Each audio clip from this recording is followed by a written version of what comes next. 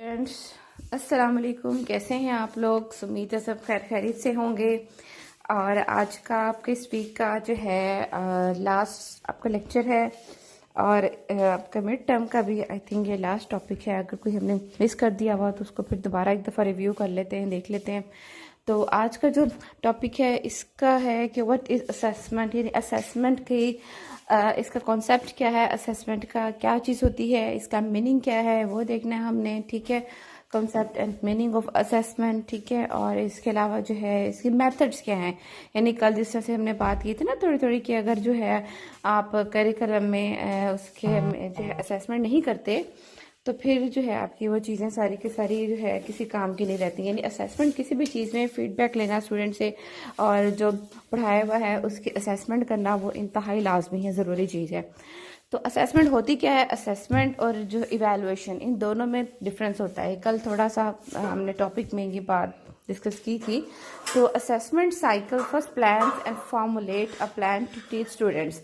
Secondly सबसे पहले जो है ना ये क्या करता है, ये प्लान करता है कि और कोई ना कोई प्लानिंग के अकॉर्डिंगली फार्मूला बनाता है कि मैंने किस तरह से स्टूडेंट्स को पढ़ाना है। ठीक है, और क्योंकि असेसमेंट एक्चुअली किस चीज़ की हम कर रहे होते हैं, असेसमेंट किस चीज़ को हमने चेक करना है, जज करना है कि हमने ये करना होता है कि क्या हमारे जो एजुकेशनल ऑब्जेक्टिव्स हैं वो हमने अचीव किए कि नहीं किए। ठीक है ना, तो ये असेसमेंट के थ्रू ही पता लगते हैं।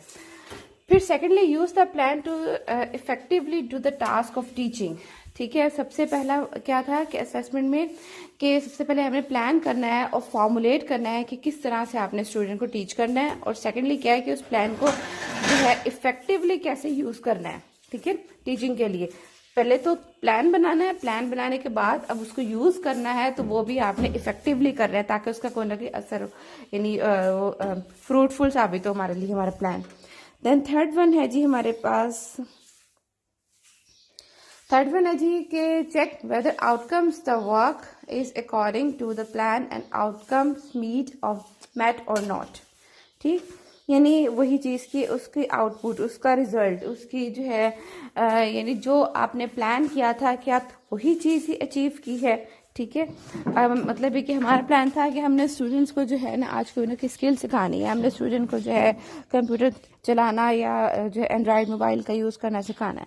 तो क्या अब उसका आउटकम जो है लास्ट में चेक करते हैं कि क्या वही चीज़ हमने जो उसको अचीव कर लिया है कि नहीं किया, क्या बच्चों को वो चीज़ आ गई है या नहीं आई। ठीक है ना, तो लास्टली जो है teachers are way to use the learn knowledge. तो सबसे एंड पे क्या है कि फिर हमें असेसमेंट के एंड में इन तीनों स्टेप से गुजरने के बाद पता लग जाता है, हम ये चीज़ सीख लेते हैं कि जो है किस तरह से जो है ना हमने नॉलेज को लर्न करना है। देन इसके बाद है मीनिंग ऑफ असेसमेंट। मीनिंग क्या है? इसका वर्ड का मीनिंग है जी कि assessment is a process which follows a set of 4 components. These 4 stages और कंपोनेंट्स आर प्लान।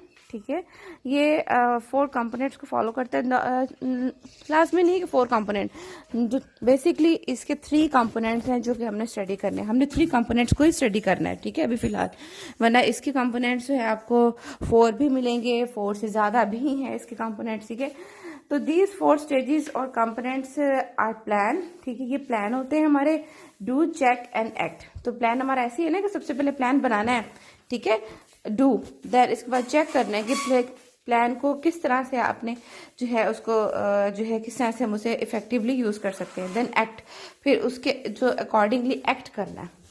फिर है जी कि it is a process to evaluate the students performance. ये स्टूडेंट्स की परफॉर्मेंस को इवेलुएट करने के लिए यूज़ किया जाता है। ऑब्वियसली बेसिकली असेसमेंट का पर्पस क्या है कि स्टूडेंट की आउटकम को, यानी हाँ इसका बेनिफिट 2 होता है। टीचर्स के लिए ये होता है कि उसे पता लग जाता है कि उसका पढ़ाया हुआ मेथड किस तरह का अच्छा है या बुरा है, या उसको मज़ीद इम्प्रूव करने की ज़रूरत है या नहीं है। फिर दूसरे के स्टूडेंट के लिए बेहतर ये होता है कि उसको अंदाज़ा इस बात का लगा लेता है कि आया जो मैंने पढ़ा है मैं उसमें किस हद तक जो है मास्टरी मैंने हासिल कर ली है। ठीक है, तो फिर इसके बाद कहते हैं कि this uses a test to check the students performance.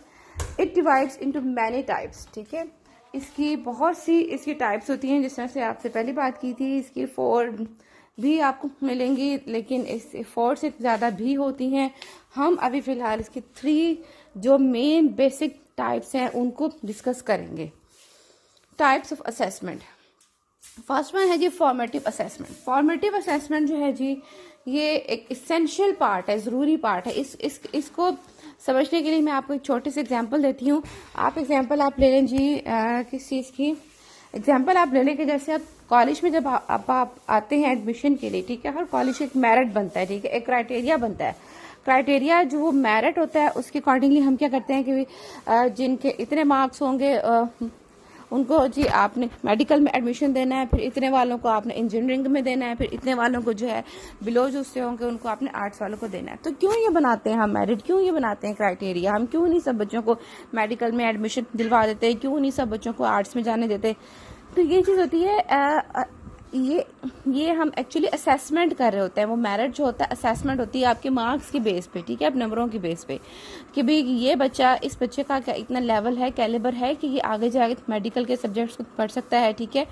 तो वो जो फॉर्मेटिव यानी जो आपकी टीचिंग से पहले जो असेसमेंट होती है किसी भी सब्जेक्ट में, क्या आप इस सब्जेक्ट को पढ़ने के काबिल हैं या नहीं है, ठीक है ना, तो वो चीज़ है फॉर्मेटिव असेसमेंट। तो ये बहुत ही ज़रूरी एक पार्ट है टीचिंग का और लर्निंग का, क्योंकि अगर ये काम हम नहीं करेंगे, जैसे आर्ट्स के बच्चों को आप बहुत ही टफ किस्म का सब्जेक्ट आप दे देंगे उठा कर, देन क्या होगा, टीचर की टीचिंग भी वेस्ट होगी, ठीक है, टाइम भी वेस्ट होगा, और इसके अलावा जो है लर्निंग भी जो है उस तरह से नहीं हो पाएगी, क्योंकि बच्चे का मेंटल लेवल उसके अकॉर्डिंगली नहीं है, ठीक है ना।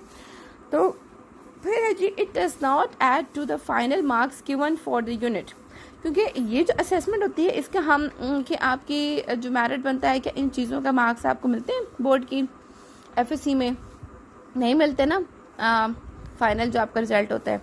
तो ये चीज़ उसमें इंक्लूड नहीं होती है, बल्कि ये क्या होती है कि it put into learning through given advice, ठीक है। तो ये आपको मतलब एक एडवाइस कह लें, मशवरा दे लें कि आपको किस तरह की लर्निंग में आपको डालना है, आपने क्या चीज़ आपने सीखनी है, आपने मेडिकल सीखना है, आपने जो है आर्ट सीखने हैं, ठीक है। ये उसमें आपको डिसीजन मेकिंग के लिए ये यूज़ होती है। It points out what is good about the work and what is not, ठीक है। ये बताता है कि क्या चीज़ अच्छी रहेगी, कौन से स्टूडेंट किस चीज़ में जो बेहतर रहेंगे और कौन से नहीं बेहतर रहेंगे, क्या चीज़ हमारे लिए बेहतर है, क्या आप नहीं बेहतर, ठीक है। ये वो चीज़ जज करती है। सिमिलरली बिल्कुल इसी तरह से it also affects what students and teacher will plan in the future for learning, ठीक है। अगर आज कोई टॉपिक हम पढ़ने जा रहे हैं उससे पहले अगर हम छोटी सी एक असेसमेंट कर लेते हैं। फर्स्ट करें मैं आपसे एक बात कर लेती हूँ कि जो है बच्चे आपको पता है कि असेसमेंट क्या होती है, ठीक है, इसका मीनिंग क्या होता है। चलें आपको वैसे तो नहीं पता होगा, लेकिन असेसमेंट हम वर्ड नॉर्मली यूज़ करते हैं, ठीक है। तो अगर किसी बच्चे को इसका मीनिंग आता होगा या टेस्टिंग का या इवैल्यूएशन का मीनिंग आता होगा, पता होगा, देन मेरे लिए ये काम आसान हो जाएगा। तो मैं एक छोटी सी एक जो है पहले से असेसमेंट कर लूँगी कि क्या मैंने पढ़ाना है, तो मैंने कि शुरू से पहले बताऊँगी टेस्ट क्या होता है, असेसमेंट क्या होती है, या मैं इससे आगे एक नेक्स्ट स्टेप से मैं स्टार्ट कर सकती हूँ कि बच्चों को ऑलरेडी वो नॉलेज है बच्चों के पास, ठीक है ना। तो ये टीचर्स के लिए, स्टूडेंट्स के लिए, दोनों के लिए बेनिफिशियल होता है। फिर है जी हम बात करेंगे समेटिव असेसमेंट की। जो समेटिव असेसमेंट होती है, it shows the amount of learners success in meeting the assessment. ये एट द एंड होती है किसी चीज़ का, जब आप सम करते हैं ना, समराइज करते हैं किसी भी चीज़ों को, उसका जो फाइनल रिजल्ट निकालते हैं, फाइनल उसकी आउटकम निकालते हैं, ठीक है। सिलेबस को पढ़ने के बाद, अपना कोर्स, अपना जो लेसन था उसको कवर अप करने के बाद, या कह लें जो आज के लेसन के बाद जो एंड पे मैं अगर आपसे क्वेश्चनिंग करूँ कि बेटा ये क्या था, ये क्या था, तो वो एक दिन की जो है समेटिव असेसमेंट होगी, ठीक है, एक सेशन की होगी समेटिव असेसमेंट। या फिर मैं अगर आपसे मिड टर्म जैसे आपका एंड होता है उसके बाद जो आपका टेस्ट लेते हैं, ठीक है, मिड टर्म जो आपके एग्जाम होंगे, वो आपकी समेटिव असेसमेंट होगी। सम से मुराद किसी बहुत सी चीज़ों को जो है वो इकट्ठा करके समराइज कर देना, सम कर लेना, जमा कर लेना, और फिर उन पे जो असेसमेंट करना, जांच पड़ताल करना, ठीक है। तो it shows the amount of learner success in meeting the assessment, also it contributes to the final marks given for the unit, ठीक है। ये जो आपके मिड टर्म में जो आपके होते हैं या फाइनल टर्म में जो आपके होते हैं, ये आपके फाइनल मार्क्स जो हैं उसमें शामिल होते हैं। तो these are conducted at the end of the unit. Obviously आपके मिड टर्म के एंड में, फाइनल टर्म के एंड में, या आपके सेमेस्टर के एंड में ये होता है। हम बिल्कुल एंड पे करते हैं पढ़ाने के बाद, ठीक है। फिर इसके बाद ठीक है, in addition it provides data for selection for the next level, ठीक है, अगले लेवल के लिए। यानी अगर आप लोगों के मिड टर्म में आपके जो है मार्क्स कैसे आए तो उसके अकॉर्डिंगली आपको फाइनल टर्म का सिलेबस पढ़ाया जाएगा। आपको सेकंड टर्म में कैसे मार्क्स आए हैं तो उसके अकॉर्डिंगली आपको आपके क्या कहते हैं, टर्म नहीं, सेकंड आपके सेमेस्टर में जितने मार्क्स आए हैं तो उसको देखते हुए आगे जो है थर्ड सेमेस्टर में हमने डिसाइड करना है कि आपको जो है किसी सब्जेक्ट में सप्ली आई है तो दोबारा उसको रिवाइज करें, देन फिर उसके बाद आगे मूव करें, या फिर आपको अगले में जो है प्रमोट कर दिया जाए, ठीक है। तो ये इस तरह की डिसीजन मेकिंग में हमारे काम आता है। फिर है जी the logic and dependability of summative assessment. The logic and dependability of summative assessment are of great importance, ठीक है। तो जो लॉजिक होती है और जो डिपेंडेबिलिटी, यानी इस पे जो हम क्यों यूज़ करते हैं समेटिव को और इस पे क्यों डिपेंड करते हैं, ये कहते हैं कि बहुत इंपॉर्टेंट होता है हमारे लिए। क्यों होता है भाई? It can also provide information that has formative value, ठीक है।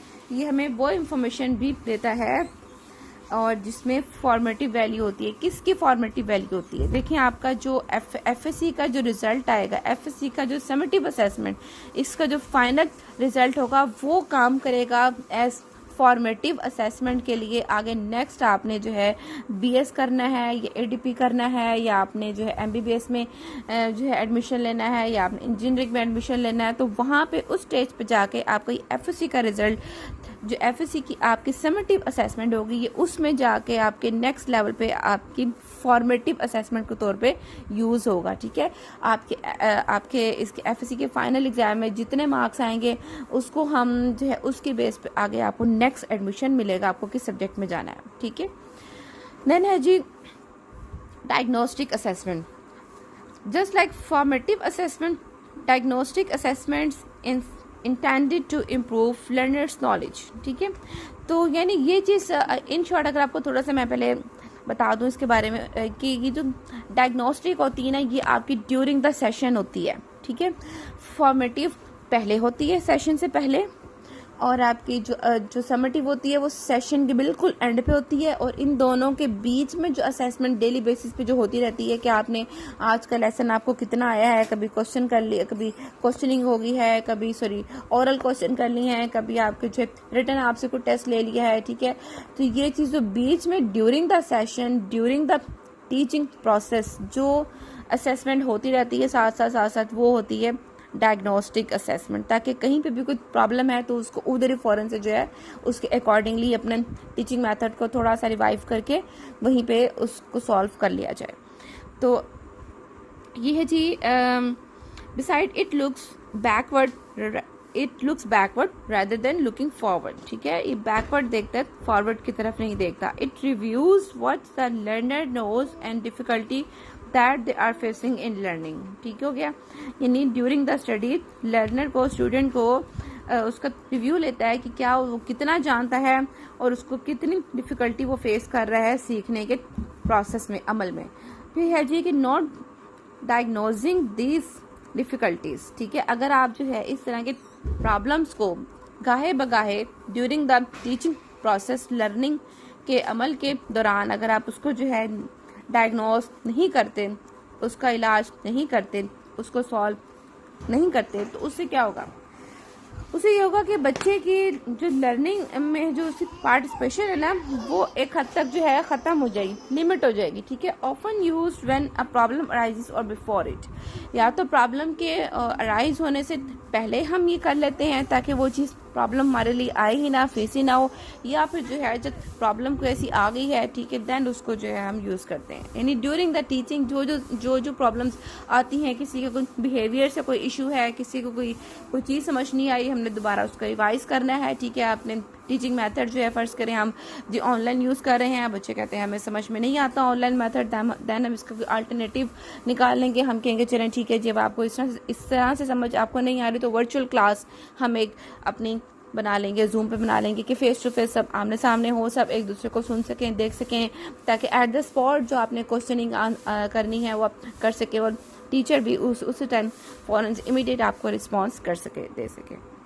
ओके, तो ये तो था हमारा आज का टॉपिक कि व्हाट इज़ असेसमेंट, इसका कॉन्सेप्ट क्या है असेसमेंट का, इसका मीनिंग क्या है, ठीक है, और इसके बाद कितनी टाइप्स की होती है। तो मेन इसकी 3 इसके टाइप्स हैं, ठीक है। फॉर्मेटिव असेसमेंट यानी जो before learning before teaching process होती है। देन डायग्नोस्टिक, इसमें ये होती है कि during the learning process, during the teaching process जो इश्यूज आ रहे हैं उनको साथ के साथ रिमूव करते जाएं, ठीक है। फिर इसके बाद एट द एंड जो आपका जो फाइनल एग्जाम होता है that is called summative assessment होती है, ठीक है। यानी ये जो समेटिव असेसमेंट होती है आपकी नेक्स्ट फेज के लिए, नेक्स्ट लेवल की जो आपकी स्टडीज़ होगी, ठीक है, उसके लिए एज ए फॉर्मेटिव असेसमेंट के तौर पे यूज़ होगी। तो ये तो था आज का टॉपिक, उम्मीद है आपको समझ आया होगा। और अगर कोई चीज़ आपको मुश्किल लग रही है then you can ask me in your WhatsApp group. Until then बेटा, खुदा हाफिज़।